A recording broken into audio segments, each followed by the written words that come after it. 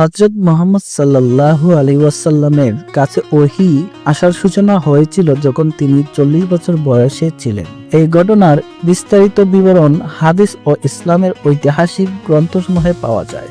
রাসূলুল্লাহ সাল্লাল্লাহু আলাইহি ওয়াসাল্লাম প্রচলিত সমাজের অন্যায়, অসত্য ও জুলুম নিপীড়ন থেকে দূরে থাকতেন এবং সন্ধানে মক্কার কাছাকাছি হেরা গুহায় ধ্যানমগ্ন থাকতেন। তিনি সেখানে দিনের পর দিন কাটাতেন, সৃষ্টি সম্পর্কে চিন্তা করতেন এবং এক আল্লাহর ইবাদত করতেন। একদিন লাইলাতুল কদরের রাতে হেরা গুহায় থাকার সময় জিবরাইল আলাইহিস সালাম আল্লাহর পক্ষ থেকে তার কাছে প্রথম ওহী নিয়ে আসে। জিবরাইল আলাইহিস সালাম এসে বললেন, পড়ো। নবী সাল্লাল্লাহু আলাইহি ওয়াসাল্লাম বললেন, আমি পড়তে জানি না। তখন জিবরাইল আলাইহিস সালাম নবী সাল্লাল্লাহু আলাইহি ওয়াসাল্লামকে শক্তভাবে জড়িয়ে ধরলেন এবং পুনরায় বললেন, পড়ো। নবী সাল্লাল্লাহু আলাইহি ওয়াসাল্লাম আবার বললেন, আমি পড়তে জানি না। এভাবে 3 বার পুনরাবৃত্তি করার পর জিবরাইল আলাইহিস সালাম নিম্নলিখিত আয়াতসমূহ পাঠ করলেন।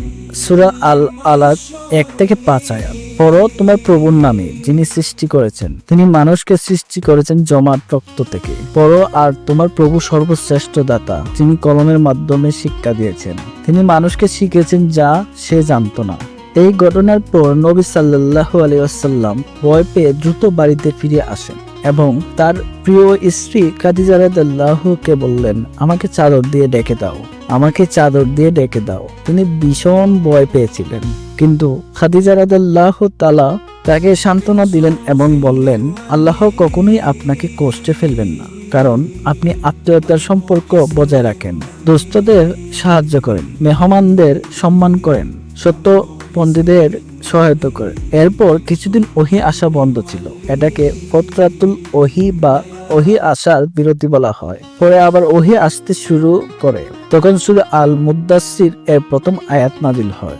সূরা আল মুদ্দাসসির 1 থেকে 2 আয়াত। হে বস্ত্র আচ্ছাদিত নবী, উঠুন এবং সতর্ক করুন। এরপর থেকে নবুয়াতের দায়িত্ব আনুষ্ঠানিকভাবে শুরু হয় এবং ক্রমান্বয়ে আল্লাহর পক্ষ থেকে কোরআনের আয়াতসমূহ নাজিল হতে থাকে।